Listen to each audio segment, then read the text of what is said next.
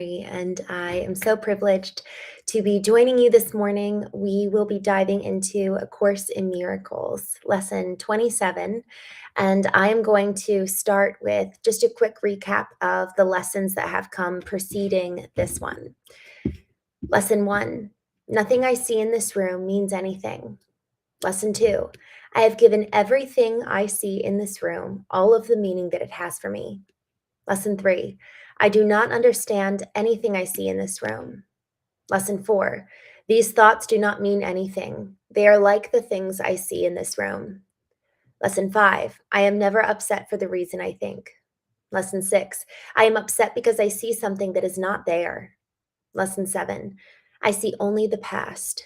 Lesson 8, my mind is preoccupied with past thoughts. Lesson 9, I see nothing as it is now. Lesson 10, my thoughts do not mean anything. Lesson 11, my meaningless thoughts are showing me a meaningless world.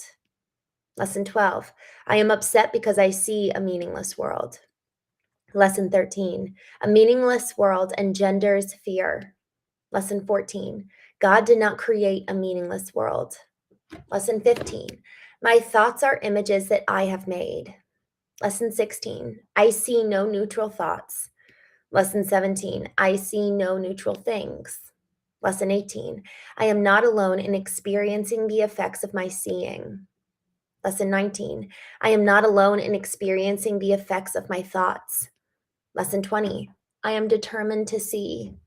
Lesson 21, I am determined to see things differently. Lesson 22, what I see is a form of vengeance. Lesson 23, I can escape from the world I see by giving up attack thoughts. Lesson 24, I do not perceive my own best interests. Lesson 25, I do not know what anything is for. Lesson 26, my attack thoughts are attacking my invulnerability. And lesson 27, above all else, I want to see. Today's idea expresses something stronger than mere determination. It gives vision priority among your desires. You may feel hesitant about using the idea on the grounds that you are not sure you really mean it. This does not matter. The purpose of today's exercise is to bring the time when the idea will be wholly true a little nearer. There may be a great temptation to believe that some sort of sacrifice is being asked of you when you say you want to see above all else. If you become uneasy about the lack of reservation involved, add, vision has no cost to anyone. If fear of loss still persists, add further, it can only bless. The idea for today needs many repetitions for maximum benefit. It should be used at least every half hour or more if possible. You might try for every 15 or 20 minutes. It is recommended that you set a definite time interval for using the idea when you wake or shortly afterwards, and attempt to adhere to it throughout the day. It will not be difficult to do this even if you are engaged in conversation or otherwise occupied at the time. You can still repeat one short sentence to yourself without disturbing others. The real question is, how often will you remember it? How often do you want today's idea to be true? Answer one of these questions and you have answered the other. You will probably miss several applications and perhaps quite a number. Do not be disturbed by this, but do try to keep your schedule from then on. If only once during the day you feel that you are perfectly sincere while you are repeating today's idea, you can be sure that you have saved yourself many years of effort. Well, good morning. For those of you who are in the chat, I'm so happy to be with you today. Y'all, yesterday's lesson, I repeated, and I actually did the exercise probably 6 times yesterday, and I learned so much about myself. It was wild. Yesterday's idea and practice was that we were supposed to take something that concerned us and effectively say, like, I'm afraid of these things about it. It was wild. I just used circumstances that I knew were upsetting to me. And then I also just used things in real time. If something upset me, I just used it in the moment.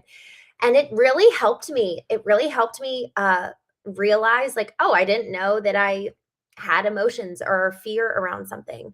And so I'm going to do this exercise today. I'm trying to, like, think through how I'll do this every 30 15 or 30 minutes, that's a lot of time. I think what I'm going to do is I'm just going to set my alarm and snooze it. And hopefully I can set it to like 15-minute snoozes. I don't know. I'm going to have to figure that out. But above all else, I want to see.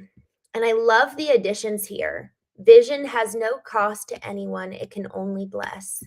Y'all, this whole series of doing A Course in Miracles, these last 27 days have really, truly been a blessing to me. And I'm curious to hear your thoughts of how it's impacted you. And frankly, if you all have been with me throughout this time, I'd love to hear in the chat, what A Course in Miracles has meant to you. I know for me, one of the most important lessons was actually lesson 16, which said, I have no neutral thoughts. And that was a big, that was a I guess that's like it's a reminder. It's like it's the truth, you know? It's like, "Oh, I didn't realize that all of my thoughts, they either bring life or they chip away at me a little bit in terms of like they suck the life out of me or they give life to me." And the more that I think things, the more I project that out into the world. And so just the last 27 days have been such a good reminder to me of how powerful our thoughts are and how we get to choose. We get to choose what we think about. We get to choose what we really invest our minds into. So I'm going to go ahead and jump here in the chat. And I just wanted to say good morning to a few of you. I'm so sorry. I think that's Nba. I'm not sure how to say your name, but hi, good morning, this guy. Old World, love 7 October. This guy, oh, New Zealand, good morning. I love that. Provost and Valentino, thank you for joining. Nato De Coco, we are reading through A Course in Miracles. So A Course in Miracles is a very thick book that has a workbook at the end, and we're just going through one lesson every single day. And every single lesson has just one simple idea that we're supposed to apply throughout the day. And y'all, isn't that so true? Isn't it so true that we actually need to be practicing what it is that we want to learn? You know, we actually need to be putting into application the things that we want to see changed. And so this concept of above all else I want to see, effectively, we're first admitting that we don't see clearly. And that immediately predisposes you and me to a humility and an openness to hear other people's opinion and to hear other people's perspective. And especially when we're with our personal family or with our partner, it's so helpful that we can come at the situation, approach the situation with that lens, because it's so easy to just assume that we know everything and that um, we have the full picture. And so just this statement, above all else I want to see, immediately predisposes you and I to just take a step back and be like, oh, what am I not seeing? And a lot of times we're not actually able to see from their perspective if we're convinced that we see it clearly ourselves.